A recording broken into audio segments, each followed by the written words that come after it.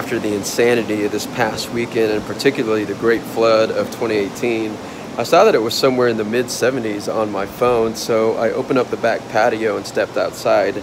Let me tell you, as soon as that cold air hit my face, all I could think about was getting back to Colorado.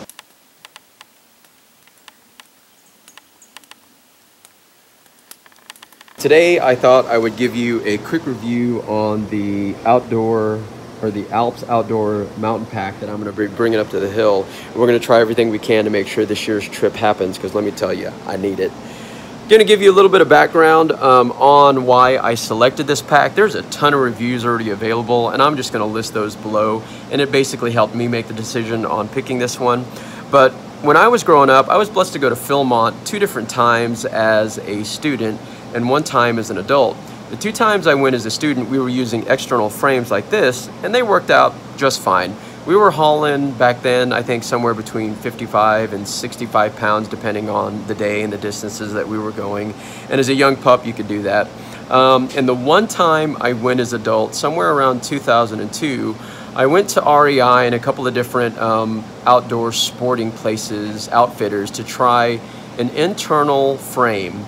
And let me tell you, 3 days in the mountain with that internal pack, I told myself I would never use one again. Now, some of y'all think y'all might be able to convert me, so if you have some ideas on packs to look at, list those below, and I might give them a go. So one of the main negatives of an external frame is that they are just going to be heavier. You're carrying around this aluminum or titanium, whatever they are, and I think this thing weighs out at roughly 7 pounds. The main things that I like about it, and I'm going to give you pictures because this will be a lot easier to see, is there are a ton of adjustabilities with the straps and a ton of storage compartments.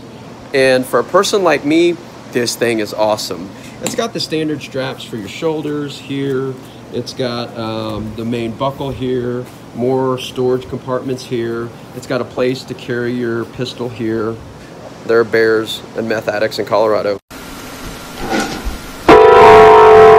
I think there's a total of 10 storage compartments. This is what I kept all of the items that I don't use on a regular basis here and here. You've got 2 side storage compartments here that holds my bow, and I'll show you a picture of that because it really held it well. And this is actually what keeps the bow in its height adjusted, and this works just fine at that range.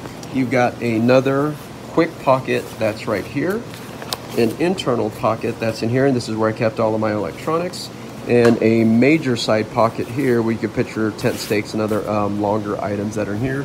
And the main storage compartment is somewhere, I think, around 5,000 cubic square inches. I love this thing because of its straps and storage. The main thing is when you're up in the hills for any amount of time, having a lot of adjustability with straps really saves the pressure on areas of your body. So I can't suggest this high enough. The last thing that I want to say is I'm about 160 to 175 pounds, depending on how much Mexican food I had that day. And I'm about 5'9". If you are any shorter than that or smaller, I would not advise getting this pack because I have everything strapped down almost to the last inch.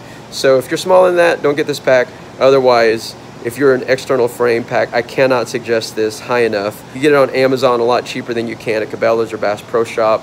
Now we'll get this thing packed out and head up to the hills.